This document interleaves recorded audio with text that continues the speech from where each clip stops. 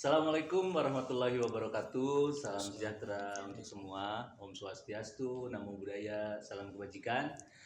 Eh, Selamat menonton teman-teman sekalian. Berjumpa bersama kami Sobat Damai di Halako Damai, podcast Halako Damai Religious Studies.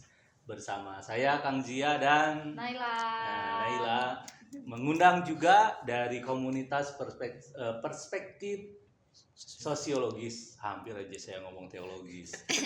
Ada Ibu Rika Dilawati, ya, dia seorang aktivis dan seorang dosen juga. Dan ada teman kami Rika Dilawati juga. Enggak, dia Kailani setia. Oh, mereka sebenarnya kolaborasi tingkat tinggi nih. Kolaborasi tingkat tinggi, baik di kampus ataupun di aktivitas yang lainnya. Oke, Sobat Damai sekalian, dalam kajian podcast Religious Studies kali ini kami akan membahas tentang feminisida atau femisida dan bagaimana kelompok-kelompok yang memperhatikan isu-isu tentang kekerasan pada perempuan itu mengatasi para korban, para penyintas. Ya, tentunya ini berkaitan dengan podcast di Halako Damai yang membahas tentang femisida pada tahun lalu ya, kalau tidak salah. Ada beberapa komunitas yang kami undang untuk membicarakan tentang apa sih femisida, apa sih feminisida.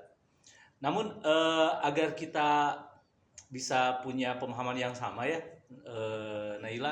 Jadi ada femisida, ada feminisida gitu ya. Betul. Ya. Dan temuan kami ternyata kalau di bahasa Inggris sih femisida ya. Femicide. Femicide. Tapi kalau di bahasa Indonesia gampang membedakannya. Jadi kalau femisida itu pembunuhan perempuan gitulah ya. Apapun alasannya perempuan dia kemudian dibunuh, itu femisida. Tapi kalau feminisida, alasan pembunuhannya pasti ada ideologi gitu. Kultural. Ada alasan budaya, alasan agama, atau ada perspektif tertentu yang stigma atau stereotip atau prasangka atau kebencian yang itu istilahnya apa? Devaluasi, merendahkan perempuan. Seperti itu. Setuju. Nah, itu mungkin teman-teman Sobat Damai sekalian tentang feminisida sekilas. Nah, kali ini kita perkenalkan aja mungkin ya, Naila ya. Betul. Silakan memperkenalkan sendiri ya. Tahu siapa sih tamu yang datang pada podcast hari ini? Nah, Siap. Oke, gimana nih aktivitasnya Bu Rika dan Kang Pai? Siap. Cerita sedikit nih. Oke, sebenarnya kami dari perspektif sosiologi ya, Pak Zia sama siapa Teh Naila ya. Oke. Kami ini komunitas yang memang bergerak fokusnya di bidang pendidikan gitu ya. Terutama yang terkait dengan sosiologi nih ceritanya. Jadi kita melihat bahwasanya segala persoalan fenomena yang terjadi gitu ya, itu seringkali dibahas dalam sudut-sudut pandang yang tidak membawa sosiologi gitu. Dalam agama, politik, ekonomi kan sering tuh. Tapi kalau sosiologi jarang. Nah, kami akhirnya membentuk namanya komunitas perspektif sosiologi. Tapi selain itu kita juga memang bergerak di proses bimbingan sebetulnya gitu ya. Pendampingan ini terutama salah satu unsur masyarakat yang ada di kampus, yang ada di kampus gitu ya. Terutama kami yang berbasisnya di salah satu kampus di Cibiru gitu ya. Cibiru itu kota. Cibiru itu ibu kota. Bandung Timur. Jadi daerah Bandung Timur. Ya gitu. Nah, ya memang salah satu bentuk dari effort dari upaya kami gitu ya, ikhtiar kami adalah proses pendampingan salah satu unsur masyarakat di mahasiswa yang itu dalam berbagai hal, dalam pendidikan, kemudian persoalannya termasuk persoalan-persoalan sosial, persoalan-persoalan relasi gitu ya. Kalau kita ngomongin dalam sosiologi relasi, sosiologinya di sana terutama hubungan antara perempuan, laki-laki gitu ya, sistem struktur sosial, patriarkal dan sebagainya gitu. Nah, itu sih komunitas kami itu bergerak di situ. Nah, lanjut. Nah, mungkin Ibu Rika ada cerita tersendiri tentang pengalaman ini ya. Maksudnya sebelum masuk nih di pengalaman di perspektif sosiologi sendiri aktivitas sekarang nih? Kalau di perspektif sosiologi sih karena Rika perempuan gitu ya, jadi awal mulanya kan memang Pak ada dari salah satu rekan juga laki-laki dan juga Pak Elani. Jadi Rika tuh biasanya kebagian di bagian pencatatan, bagian marketing, terus juga yang sekretariat yang tentang persuratan gitu aja sih Teh.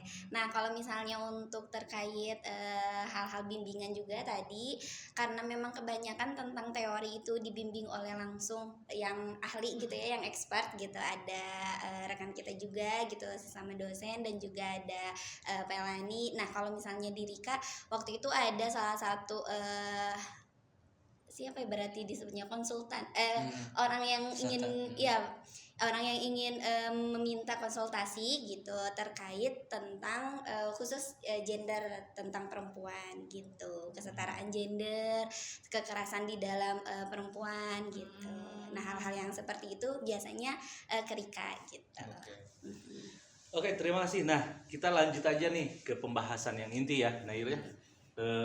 Sobat damai sekalian, yang pertama adalah tentang sejauh berjejaring, beraktivitas di kampus atau di luar ya, perspektif sosiologis nih komunitasnya. Kira-kira bentuk apa saja sih kekerasan yang berbasis gender yang pernah cerita lah, orang curhat datang gitu ya, tangani gitu ya, ditangani gitu. Cerita dong, seru nih kayaknya nih. Oke, kalau Banyak misalnya soalnya. mungkin Banyak? ya ada 1, 2, 3 kasus lah Itu 1, gitu. 2, 3 itu namanya berjamaah. Berjamaah. Plural ya, plural banyak. Oke, nah kalau misalnya yang dia tuh biasanya suka curhat gitu ya Teh, karena mungkin Rika masih muda gitu kelihatannya, jadi dia lebih nyaman ngobrol dengan dosen yang lebih muda dibandingkan yang sudah senior gitu, karena ada ketakutan tersendiri. Nah kalau misalnya di kampus atau kalau di perspektif sosiologi tadi itu kan yang konsultasi secara general gitu. Nah kalau misalnya di hal lain memang yang saya temukan yang pertama itu bentuknya catcalling gitu kan, biasanya sering ya gitu ya. Catcalling tuh yang kayak Kucing-kucing gitu. manggil kucing kayak yang gitu-gitu ya. iya gitu. Nah kayak gitu contohnya, kayak misalnya lagi, nah itu betul. Itu kekerasan berbasis gender Pak. Iya. Itu Teh. Iya betul, Secara secara verbal gitu. Terus apa lagi? Nah itu biasanya kayak gitu, mereka tuh sudah kayak merasa apa ya, kayak Jengah gitu. iya jengah gitu, kayaknya dia ke aku deh gitu. Nah biasanya orang yang dia itu baper gitu ya, dia tuh jadi ke bawah perasaan, oh kayaknya ke aku deh gitu. Ada yang malu, ada yang juga kalau misalnya orangnya itu powerful gitu ya, dia berani gitu, keberanian, biasanya sering menegur laki-laki yang seperti itu, disebutnya tuh laki-laki hidung belang gitu, karena kan suka apa ya, catcalling kayak gitu gitu. Ketika lagi jalan, neng kemana neng, will gitu kan. Nah hal-hal yang seperti itulah biasanya yang tidak disukai oleh perempuan, apalagi sekarang kan perempuannya sudah melek ya, melek teori, melek literasi juga. Mereka ngerasa oh kalau seperti itu kan harga dirinya terinjak gitu. Yang Nah lain, itu kalau yang catcalling. Yang ekstrim. Oh kalau yang Jangan dulu yang ekstrim dong. Ya, bertahap ya. Tapi kayak itu lebih menarik. Kenapa? Soalnya kayaknya maksudnya kayak gitu kan kasusnya terjadi di perempuan-perempuan usia seumuran aku nih kayaknya gitu kan, yang masih kayak 17 sampai 20 gitu kan. Kalau kita ngedengar yang lebih ekstrim dan maksudnya jadi ada relate gitu sama teman-teman semua, dan maksudnya kayak nggak ngerasa sendiri, nggak ngerasa kecil gitu loh. Setuju. Iya betul sih, setuju. Dan memang masih terjadi di kampus kamu nggak? Jujur masih. Oh, iya. Nggak punya pengalaman nih? Banyak sih. Nah itu. Banyak sih. Cuma Kayak model catcalling hati-hati. gitu. iya, loh. cuma kalau aku sama tuh kayak yang tadi kasusnya powerful. Jadi aku negur, Berani gitu ya? aku berani, aku marah. Betul. Dan sekarang tuh perempuan lebih banyak yang berani ya Kak, Jujur, iya. dibandingkan yang diem kan. Biasanya kalau dulu mah dia Iya, nunduk gitu ya, males terus untuk dia kayak jalan doang. lebih cepat. Nah Iya. kalau sekarang mah apa sih gitu, Hmm. jadi lebih berani biasanya perempuan sekarang. Jadi harus diganti dong istilahnya, bukan cat lagi, tiger calling gitu kan. Enggak juga ya? Enggak. Kan udah pada berani. Orang kan udah dengar istilah wah manggil harimau, nggak berani jadinya sebenarnya.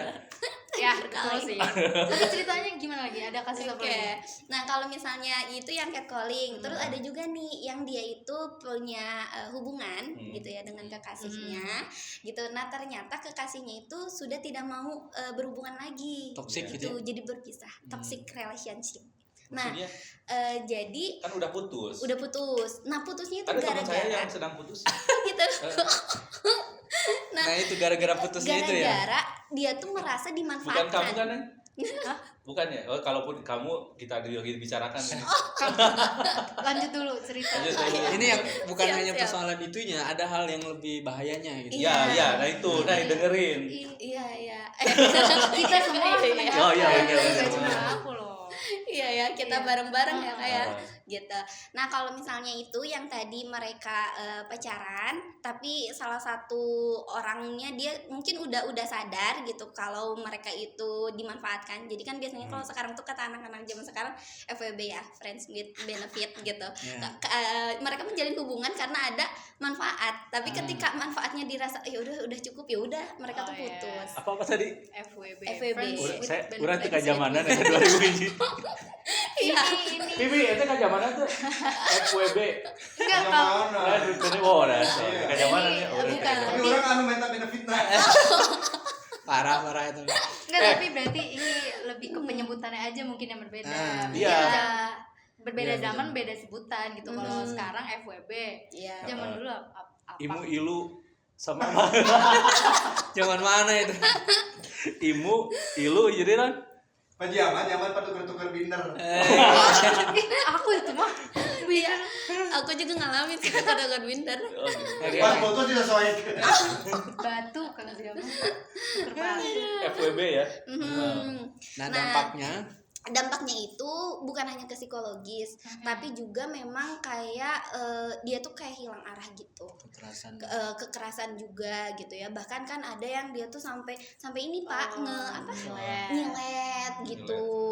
Terus juga dia tuh sampai diteror, diteleponin, dichat-chatin, diancam Oleh si oleh si laki-lakinya. laki-lakinya karena dia udah nggak mau lagi tuh sama si laki-laki tersebut. Oh, gitu. jadi yang masih laki-lakinya masih terus. masih laki-lakinya terus masih berjuang Yang gitu. sorry tadi yang FWB-nya ini, Mhm. ini kan satu bentuk istilah ya, istilah Iya. yang maksudnya mudah dipahami atau yang sedang tren untuk dunia seperti ini. Nah di FWB-nya sendiri itu masalahnya di mana? Hmm. Masalahnya di mana gitu sebenarnya? Kan ada Kenapa orang bisa gitu? iya itu maksud itu. Kenapa orang bisa Iya, FWB, bisa FWB itu melakukan FWB? mana yang mengambil manfaatnya? Apa dua-duanya mengambil manfaat atau salah satu yang mengambil manfaat dan kecenderungan yang akan jadi toksik nanti itu yang mengambil manfaat atau yang menerima manfaat? Nah itu Nah jadi kalau dari pengalaman. biasanya kan kalau yang kita ya FWB itu memang awalnya itu Pak kesepakatan Ya, gitu ya. ya. Seperti ada ikatan status. Cuman saling menguntungkan dong tentu Iya. simbiosis mutualisme. Simbiosis. Tapi di jalan itu ada salah satu pihak yang itu Merasa terlalu dirugikan. mengeksplor, Iya. terlalu mengeksplorasi satu pihak, Oke. terutama pihak laki-laki sehingga si perempuan dirugikan. Dari situ perempuan rugi kan? Iya. Perempuan itu ingin keluar dari jerat FWB itu. Jadi disinilah masuk ke femisida yang kita bahas hari Oke, ini. oke. Jadi memang kekerasan itu seperti itu gitu. Jadi awalnya memang ada hubungan yang yang kesepakatan, ikatan status lah sebelum pacaran ada ikatan itu. Tapi ketika di salah satu pihak terutama laki-lakinya ingin menguasai, kamu harus gini otoriter gitu ya. Kan laki-lakinya diuntungkan tuh Ya, yang ya. menerima manfaat. Si perempuannya ngerasa wah saya ini udah lelah, udah kecapean, beban psikologis. Kok gini? Tapi laki-laki terus kan neror, kamu di mana? Ini kamu kerjain tugas saya dan sebagainya gitu. Kalau kamu nggak bisa, saya laporin kamu ke polisi dan sebagainya gitu. Oh, Sampai ke ekstrem itu yang pernah pengalaman kita gitu. nah itu apa namanya si bentuk tindakan dari yang tadi disebut toksiknya apa aja? Jadi telepon. Ya. Apa sih ghosting atau apa? Enggak itu Oh, enggak beda lagi. Kalau ghosting dan status kan? Kalau Memberi ghosting harapan. malah memberi harapan. Memberi harapan tapi Tapi belum ada status. ditinggal. Oh, Dicuekin gitu ya. Dicuekin. Telat zaman. Iya. Oh, gitu. itu ya. yang- Bentuk-bentuk itunya, bentuk-bentuk toksiknya. Ya itu tadi bentuk toksiknya tuh. Bentuk-bentuk toksiknya tuh kan biasanya yang FWB gitu awal mula mah memang ini ya baik gitu, seperti tadi yang dikatakan oleh Pak Elani, baik, menjalin hubungan yang baik, tapi ternyata memang ada yang lebih dominan nih, mendominasi dari hubungan tersebut, dan salah satu dari kedua itu dia merasa tersadar kayaknya aku doang nih gitu yang ngertiin, tapi dianya nggak ngertiin. Nah gitu, mulai deh awal mulanya biasanya itu nelfon terus, nge-spam Cekcok gitu kan. gitu ya. Kan biasanya orang yang sudah sadar ketika ketika di spam udah kayak yang nggak suka gitu, jadi nggak suka kan ke orang tersebut yang awalnya terganggu ya? Terganggu, betul Pak. Terus selain di spam kan apa namanya tuh, diteror, didatengin padahal udah nggak mau gitu. Nah itu sih yang menjadi orang tersebut terguncang gitu ya psikisnya, sampai kalau ada temen-temen apa namanya ya rekan gitu ya, ada rekan mahasiswa gitu yang cerita, dia tuh sampai cut off gitu, nggak mau kemana-mana gitu ya, sama keluarganya Takut juga aja, takut ya aja. diem gitu. Terus sama ini apa namanya tuh, cuti kuliah Kak. Jadi dia mengorbankan masa depannya depan. juga gitu, karena galau, bingung, bimbang, ya sudah tidak dilanjutkan. Disitulah yang kita highlight sebagai kekerasan itu. Iya, iya. Jadi memang kekerasan itu tidak berbentuk fisik ya, seperti ditampar. Kalau ditampar bisa jadi ya, pernah juga ditampar atau disiksa gitu ya. Tapi kekerasan itu bisa masuk merasuki ke hal seperti itu. Ya, Gak mungkin kan dia sampai cuti kuliah, dia sampai nggak mau ketemu orang gitu ya. Kalau itu bukan bentuk akibat dari kekerasan, atau kata Purjo disebut sebagai kekerasan yang tersembunyi itu. Gitu. Iya, kekerasan tersembunyi. Simbolik atau symbolic violence gitu ya. Kekerasan yang simbol gitu. Nah, ketika di kasus FWB ini pernah mendengar nggak misalkan dari korbannya, apakah ada ideologi atau pandangan tertentu dari si pelaku? Misalkan, oh kan saya imam nih. Iya betul banget Pak. Memang Oh, yang gitu. menariknya itu karena salah satu kan ingin lebih menonjol tadi, ingin lebih dominan, terutama kalau misalnya di komunitas kita kan kebanyakan yang Islam gitu ya. Jadi mereka tuh bilang bahwa ya laki-laki itu adalah pemimpin bagi perempuan. Imam. Dan bahkan memang tidak banyak dari mereka itu yang bisa menyebutkan dalil gitu Kak. Jadi kayak arijalu qawwamuna 'alan nisa. Setiap laki-laki itu pemimpin bagi perempuan. Jadi kalau misalnya Anda itu mau mengikuti apa yang tidak mau gitu ya, mengikuti apa yang dikatakan oleh saya gitu, nggak nurut, wah berarti udah dosa. Kan itu udah ada dalil di dalam Al-Qur'an gitu. Oke, jadi untuk kasus ini ya, barusan FWB yang barusan itu terjadi, itu Ada. dimunculkan. Terjadi ada beberapa kasus sih, ada beberapa orang gitu yang dia merasakan adanya FWB. Ternyata yang Rika lihat, mungkin menurut sebagian orang dia merasa biasa aja kali ya gitu, tinggal putusin aja nanti Iya. cari yang lain gitu kan ya. Iya. Tapi ada beberapa orang yang ketika dia putus itu membekas gitu. Oh. Ya, membekas di hati. Bukan gagal move on, tapi memang ada kayak rilisnya tuh perlu waktu gitu.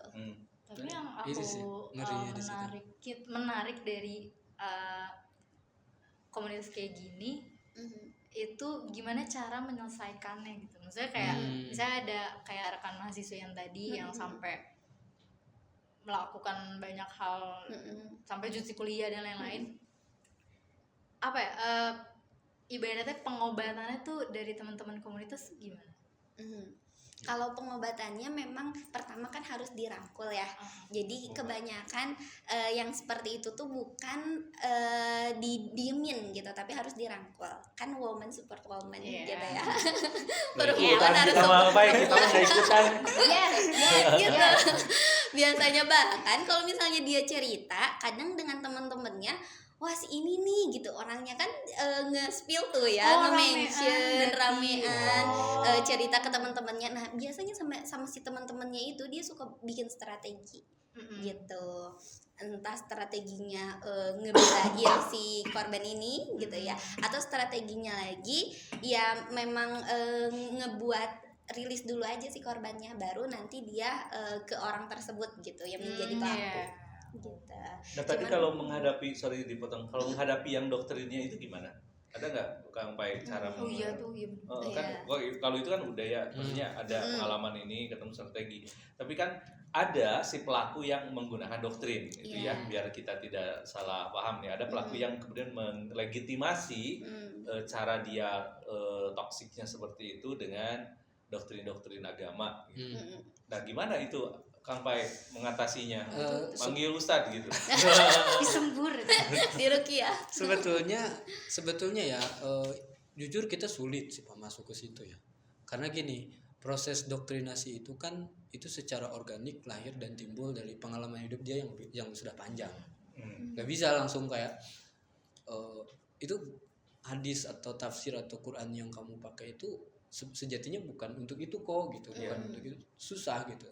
Apalagi yang pernah kita alami ya, si pelaku ini kan mohon maaf ya, itu bukan orang sembarangan di level mahasiswanya. Dia juga aktif di organisasi yang berbasis agama gitu ya. Jadi kita berat ke situ. Nah, makanya yang menjadi solusi dari kami itu kita fokus di si korban sih. Oh, akhirnya korban. Fokusnya di si korban. Tadi seperti yang Rika bilang, kita ngedengerin cerita dia gitu ya. Kalau misalkan ada alternatif solusi yang bisa kita bantu di kampus secara prosedural, kita bantu. Misalkan kenapa bisa sambil cuti atau apa, kita bantu gitu dan sebagainya. Tapi kalau untuk yang urusan doktrin, jujur kita berat, apalagi untuk pelaku ya, dan pelaku itu laki-laki gitu. Laki-laki itu kadang ya ini mungkin yang nanti kita bahas soal patriarki ya, budaya patriarki di kita. Makanya kita fokusnya ke si korban, karena ya jujur aja ya Rika gitu yang nanganin ini, itu si laki-laki juga malah ekstrim gitu, malah marah kan, malah marah gitu ya, bahkan ya tidak ada sama sekali respect sebagai semua manusia gitu ya. Jadi biasanya memang ketika ada yang seperti itu lebih baik kita memediasi korbannya saja dibandingkan si pelaku. Karena kalau misalnya pelaku kita terlalu ini gitu ya ke mereka, biasanya dia lebih ini ke kitanya, lebih lebih menekan, lebih keras. Karena karena kan jangan mengikuti atau mengikut campuri urusan orang lain gitu. Jadi lebih baik ya sudah tanganinya si korban yang lebih utama. Jadi memang sedikit aja nih ceritanya ya, waktu kasus itu ya terutama Rika memang berusaha memediasi dua orang ini gitu ya. Mediasi, tapi impactnya malah buruk, terutama yang laki-lakinya gitu, dengan ancaman dan sebagainya. Sehingga memang sih solusi yang alternatif yang paling mudah kita ke korban, apalagi korbannya perempuan gitu Pak. Itu sih yang lebih gitu. Oke. Selanjutnya itu tentang tadi saya tertarik ada ekstrim nih, bentuk kekerasan ekstrim. Nah, yang ekstrim seperti apa tuh? Ya yang tadi salah satunya. Salah satunya. Memang ada lagi. Iya, kalau bentuk kekerasannya banyak sih ya Teh Pak. Cuman memang yang lebih dominan sih yang tadi dua itu. Jadi gitu. Relasinya hubungan. Toksik ya jadi. Toksik, ya betul. Gitu. Dan cara ngatasinya tadi seperti tanyakan Naila, ya kita mendampingi korban akhirnya. Betul. Iya betul. Nah, bentuk pendampingannya ya, dia diulang bentuk ketika apa saja yang kira-kira biasanya perlu teman-teman siapkan nih. Wah ini ada nih misalkan udah ada laporan gitu ya, kan, dan kita sudah biasa nih kita fokus ke pelakunya. Nah biasanya dari teman-teman sendiri persiapannya gimana? Persiapan yang utama yaitu mental. Kita juga kan harus kuat mental. Mental habis tinggal iman ya. Dan salam. Iya, karena khawatirnya ketika kita ada kasus yang datang terus kita nggak siap mental, kitanya jadi reaktif gitu. Oh, terpengaruh juga. Ikut emosi, ikut caci maki si pelaku. Iya dasar lo gitu kan. Malah jadi itu ya gitu. Tapi itunya butuh nggak kalau lagi menangani kalau lagi menangani bisa disesuaikan dengan si korban. Ah. Biasanya si korban itu dia pengen didengarkan dulu Oh, gitu, iya. dengerin dulu dia curhat sampai gimana. Biasanya kan suka ada yang nangis-nangis, apalagi kalau perempuan dirangkul gitu ya. Ya kamu nggak sendirian kok, kamu ada kita Gitu, gitu. Pak. Oh, Rika. Lain. Gitu. Ah, iya. Ya kalau laki-laki nggak tahu ya, tapi kalau misalkan perempuan biasanya kayak gitu, sabar, terus juga harus mental yang harus dikuatkan. Karena kalau misalnya kitanya tadi nggak sabar, kan dia tuh selalu ingin ngomong. Iya. Kadang kita itu untuk ngomongnya nggak ada waktu gitu, karena dia terus aja cerita. Jadi memang itu harus yang dibutuhkan harus kesabaran, mental, terus juga memang yang kekuatan juga sih, kita harus pede ya. Karena khawatirnya ketika kita nggak pede gitu menangani kasus ini, menangani masalah ini, jadi si orang yang cerita, si korban tersebut merasa, duh kayaknya sia-sia nih ngobrol gitu. Dan juga memang kita harus tahu solusinya sih dari situ, harus dipetakan, jangan condong ke satu pihak, tapi kita harus bersifat netral. Iya. Yang penting untuk di highlight ya dalam persiapan itu memang ya tadi ya, persiapan secara sebagai seorang apa disebutnya itu, sebagai orang mediator gitu ya. Tapi memang pada prinsipnya ya kita prinsipnya memegang erat yang namanya kekerasan kita harus hindari. Maksudnya kita harus selesaikan gitu, gak boleh ada kekerasan lagi.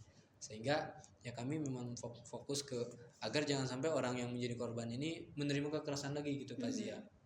Solusinya adalah ya harus keluar dari zona itu gitu. Harus keluar dari zona itu. Makanya memang kita harus berhati-hati, kamu maunya kayak gimana gitu. Misalkan kalau tujuan akhirnya harus cuti kuliah gitu, ketika dia memang bisa rilis, bisa terbebas dari orang yang toksik, ya mau kamu kita harus. Tapi concernnya emang ke perempuan aja. Karena kita sekali lagi kita pengen masuknya dari perspektif korban sih Kak. Jadi Ada yang sampai bunuh Tapi diri nggak sih, sebetulnya ada yang mau ada yang mau yang mau yang sampai mengakhiri hidupnya gitu. enggak ada yang cuman mau bahkan Baru mau aja. ya, baru tapi mau. laki-laki yang mau mengakhirinya tuh laki-laki. Laki-laki. Nah, itu Gimana? maksudnya Jadi gitu, gimana? kayak concernnya apakah ke perempuan Si aja korbannya yang gitu. menjadi korban atau laki-laki itu juga ada. Ada yang mau di Iya, ada korban laki-laki juga gitu loh maksudnya. Oh ya, kita korbannya memang perempuan ada sih. perempuan. Cuman kalau tadi Kang Lusun nanya yang bunuh diri ya dari relasi yang tadi toksik tadi itu, jadi kekerasannya itu sampai kalau kamu nggak masih mau kayak gitu, saya mau bunuh diri nih, Itu saya mau gaslighting mati gitu. Oh. Jadi laki-lakinya duluan yang playing victim itulah kasarnya. Oh, iya. Itu kan Iya. sebetulnya nah sih penyebab utamanya gitu, kenapa ada tipe orang yang kayak seperti itu? Kayaknya sih ketergantungan sih Kang, menurut saya sih. Ketergantungan obat. Bukan, maksudnya ketergantungan terhadap hubungan yang udah Ya. mereka udah jadi kayak gimana ya, kayak ya udahlah stuck di situ gitu. Kayak nggak mau cari orang lain. Jadi kalau kayak Kapailan ini mah kalau udah stuck nikah. Ya harusnya kan gitu. Iya. Harusnya gitu. Ini mah Stuck dia nggak boleh gimana? ke sana, nggak boleh. Ya, sama aku, overprotective, udah nggak mau. otoriter. Betul, nah itu betul Kang. Jadi nah kebanyakan terutama yang kasusnya yang terutama yang Rika tangani itu laki-lakinya ya mohon maaf gitu tidak punya planning yang jelas gitu ke depan dalam berhubungan tuh. Oh, Sehingga oke. pada akhirnya laki-laki itu kayak ya dominan aja gitu. Ya, mungkin itu kan dipengaruhi oleh pola asuh ya. Ya Pola itu asuh bisa jadi seseorang. faktornya Bisa jadi panjang benar parentingnya. setuju. Nah, Kayaknya ini nggak sana keluarga. bukan. Kan ada teori misalnya gini, perempuan itu akan mudah ketergantungan kepada laki-laki, apalagi jika sosok laki-laki di rumah itu tidak ada, Ya itu gitu betul kan. bisa jadi. Apalagi kalau isu di anak yatim ya. Nah, kalau laki-laki yang yatimnya biasanya dia lebih agresif. Karena nggak ada sosok laki-laki kecuali Betul. dirinya. Dia akan lebih agresif melindungi ibunya, atau bahkan ke perempuan juga akan seperti itu. Nama Pak Jia weh. Kemudian selanjutnya bisa jadi karena yaitu doktrin Ya, doktrin kan, karena doktrin dia melihat lingkungan bagaimana memperlakukan seperti tadi dah. Kang Pai ngomongin tentang budaya patriarki ya. Nah, itu juga kan mempengaruhi. Iya, Menurut saya itu mempengaruhi. Betul. sangat. Belum lagi secara mental bisa jadi mungkin dia itu ada kayak psycho gitu loh. Ya, Iya, bisa paham, jadi paham. karena kayaknya yang diceritakan ke kita hanya yang kita tahu ya Pak ya. Iya. Kita nggak, ya khususnya Rika, mungkin di belakang itu ada hal-hal juga yang sifatnya lebih ekstrim dari hanya sekadar kekerasan yang sifatnya psikologis yang tadi gitu. Iya. Bisa juga kekerasan fisik. Tapi ngaku nggak sih dia dikeras fisik? Kalau fisik sih enggak sih, enggak. Kalau aku ya. Enggak. Tiba-tiba disuruh maraton gitu fisik. Tes fisik ya.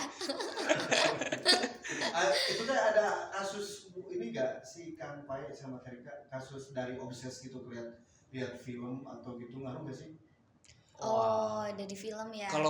Kalau yang Ada gak kasus yang tiba-tiba aku lihat di sinetron ini gitu bahwa laki-laki lebih jantan? Jadi emang jantan ya. kalau yang sejauh yang kita tanganin mah nggak nyampe ke situ sih Iya. Kang. Nggak, Nggak nyampe, nggak, maksudnya nggak, kita nggak. nggak tahu ya, karena kita nggak tahu, karena memang jujur aja kita juga kalau dari perspektif pelaku itu tidak tahu banyak sih. Iya, Tidak karena tahu tadi banyak, karena tadi ada dengan korban. ada kesan pelaku itu nggak mau gitu, kayak ngerasa kalian tuh ngapain sih gue campur gitu ya, Mhm. kalian tuh ngapain sih gue campur Tapi gitu. kalau masalahnya kayak perempuan sama perempuan atau laki-laki sama laki-laki pernah ada. Maksudnya hubungannya tuh gimana? Yang Mungkin hubungannya mungkin kayak pertemanan, Oh, kayak pertemanan yang toksik. kayak Enggak sih. misalnya grup, misalnya geng nih kan. Oh, iya. Circle-circlean gitu Seperti kan. yang pembunuhan yang di Kampung Gajah itu kan laki-laki semua kan? Ya, Itu laki-laki. Itu bisa jadi kayak gitu. Kalau kita enggak sih, kita lebih ke hubungannya horizontal sih, Tenai. Jadi maksudnya kita laki-laki perempuan gitu, maksudnya melibatkan dua unsur itu. Yang kelihatan Mhm. kan, tapi kayak Eh, cuma kayak banyak banget. Soalnya aku Bisa jadi, concern banget bisa kan. jadi, Soalnya bisa kalau di lingkunganku sangat banyak sekali teman-teman yang kayak aku misalnya dengan temanku dianya toksik, benar. akunya di gaslighting, jadinya aku yang salah, terus kayak ini Naila nih, tuh kayak Oh iya iya. Ya, bisa iya. jadi sih. aku di mereka bilangnya aku pelaku, tapi sebenarnya aku yang korbannya. Oh iya, Mungkin belum. ada Betul juga betul. yang Playing kayak victim gitu. gitu Iya, ya kayak dianya. gitu kan. Iya Itu betul. sangat sangat Bisa jadi. amat Iya. sangat concern gitu ya. Dan ini menurutku sangat menarik banget gitu, apalagi apa, masih panas gitu loh. Iya. Isunya kayak selalu ada kapanpun dimanapun dan terjadi kepada siapapun, dan kayaknya nggak cuma ke perempuan gitu ya, Ya. laki-laki pun ada gitu kan. Betul. Iya. Dan terjadinya juga nggak di lingkup kampus aja, tapi Setuju. juga di Banyak hal. Masyarakat Luas. sosial. Iya. Keluarga bahkan bisa. Keluarga. banyak maksudnya kan. Contoh sederhana, Saking mendalam. Iya, contoh saking sederhana mendalam. seperti body shaming aja itu udah Oh iya tuh, berbasis Iya. dulu feminis body juga. shaming tuh. Misalnya kamu ceking, Betul. kamu gendut, nah itu Iya. itu udah kekerasan. Kamu terlalu gemuk sih, jadi nggak ada yang mau. Nah, Oh. kan biasanya suka Nah, kayak itu gitu. ada, banyak, Pak. Ada banyak. Nah, Oh, oke. Kamu kamu terlalu ganteng kurus. jadi itu perlu shaming nggak? Memuji ya kayaknya ya. Ya itu menarik. Kan kalau Iya. tadi mah berbasis pada relationship dalam Iya, arti betul. hubungan gitu ya, pacaran. Nah, kalau yang pertemanan lalu nyebut body shaming kayak gitu ya, si korbannya sendiri gimana keadaannya tuh? Nah, Sejauh ada pengalaman sana. Ya Banyak tuh, banyak. malah yang menurut Rika lebih apa ya namanya tuh lebih down banget gitu, nggak jadiin mental dia down itu adalah body shaming dibanding kalau kan kalau yang tadi juga memang kayak pacaran gitu, ya udah karena itu kan Tapi kan itu lama. kepada Iya. ini ya, Iya. kepada eksternal. Tapi ini ketika body shaming tuh ke diri dia sendiri, jadi dia kayak otomatis ngoreksi diri gitu, ih bener gitu ya apa yang diomonginnya gitu kan. Biasanya suka ada tuh Pak kayak kalau di tempat kerja gitu ya, teman pernah cerita, kamu sih terlalu kurus makanya nggak punya anak gitu. Oh. Makanya nggak subur kan. Hal-hal yang seperti itu kayak langsung emang iya gitu. Nah gitu, kamu sih terlalu gendut. Kayaknya kalau Susah gendut orang mah yang iya orang susah mau, soalnya kalau gendut nanti penyakitan gitu, makanya tuh diet. Nah gitu Pak. Nah, itu tuh feminisida, Gitu, Pak. Kekerasan iya. berbasis gender gitu tuh. Betul. Jangan dianggap sepele gitu. Iya. Ya, pernah Kamu ada sih yang nggak curhat tahu. gitu. Oh, sering Pernah, itu Itu ya. apa yang sering. mereka rasakan misalnya? Yang mereka rasakan tuh kayak down gitu. Bahkan kalau teman Rika itu dia sampai kayak ke klinik gizi gitu Kak. Dia sampai diet gitu, pengen bener-bener sesuai dengan apa yang Mereka mereka inginkan. Bahkan kayak misalkan kita biasa aja gitu, ih kamu kayaknya apa ini tuh Gemukan. bukan gemukan, Bungkuk. bungkuk. Kamu nggak sih. bungkukan deh. Ih, kalau kamu kamu kayaknya bungkuk deh gitu, makanya jangan Iya. terlalu ini gitu. Nah hal-hal yang seperti itulah yang mengarah ke fisik, yang itu membuat orang-orang itu jadi depresi gitu. Kang Zia, kita harus jadwalkan part 2, 3, 4, 5, 6, 7, 8, 9, 10. Masih banyak yang harus diceritain sebetulnya. Itu terkait itu ini. dia cerita daripada cerita itu sendiri. Ini kayak sangat hot dan panas. Udah langsung Kasihan yang edit kasihan, yang edit kan? kasihan. Nah, maka dari itu kemudian kemudian karena kita perlu part 2, ini part 1 ini closing statement dulu dari Trika Oke, sama siap. Oke. Kang Pae nih. Closing statement mengenai Feminis. feminisida. Ya, kita kan belum sampai ke pembahasan model ya Iya. sebenarnya. Nah, ini dari kejadian lah, dari tadi sejak kejadian model-model lebih kepada bentuk Bentuk, ya. kekerasan. Closing statement di part 1 ini apa? Sengaja dulu. Biar nanti aku tutup. Oke. Kalau closing statement dari Rika sih, ketika kamu merasa itu sudah tidak benar gitu ya, maka sudahi gitu. Dan harus dilaporkan ke siapapun itu, mau ke teman curhat. Biasanya kan kalau ke orang tua malu ya, ke teman curhat, ke teman se-circle, atau bahkan ke kalau di kampus ya ke ini dosen pembimbing gitu, ke kajur, ke hal siapapun yang terdekat. Dan kalaupun misalnya kamu sudah tidak bisa speak up gitu ya, nggak apa-apa di media sosial kok. Dan sekarang mah di media sosial pun banyak yang membantu untuk viral. Karena kalau nggak viral ya nggak bakalan di ini kan, nggak bakalan di report Nggak gitu, bakalan ditindak. nggak bakalan Gitu. ditindak.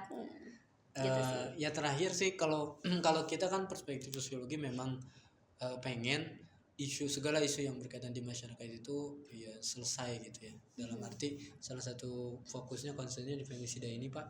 Jadi kita ingin menggaungkan feminisida itu adalah bentuk kekerasan simbolik yang itu tidak dirasakan dan jarang dirasakan oleh masyarakat umum. Kekerasan yang sifatnya sangat sederhana dalam relasi yang tadi kita bicarakan seperti catcalling, body shaming, atau judgmental dan sebagainya, itu adalah kekerasan dan kita pengen nyadarin gitu, hati-hati dengan hal itu gitu. Hati-hati dengan yang itu. Memang solusinya banyak yang tadi kita jelasin ya. Tapi yang ingin kita garis bawahi adalah komunitas kami salah satunya ingin bahwasanya menyadarkan masyarakat bahwasanya kekerasan berbasis gender gitu ya, feminisida itu bahaya gitu. Karena seperti yang dikatakan oleh Sylvia Walby, yang namanya patriarki itu sekarang sudah bergeser. Dulu kan di ranah privat doang gitu ya relasi. Sekarang bergeser ke ranah-ranah yang sifatnya publik, body shaming, kemudian apalagi judgmental, catcalling, bahkan kekerasan yang berbasis fisik gitu. Jadi kita pengen menyadarkan masyarakat lewat teorinya juga lewat kasus yang kita tangani juga gitu sih. Oke, keren. Walaupun aku gak puas, Kang Zia puas gak? Nanti lah kita ngobrol lagi. Puasa. Kita Tapi terima part dua. kasih Kang Pae dan Siap. Rika sudah mau Sama-sama, datang di studio kami yang hebat ini Ntar.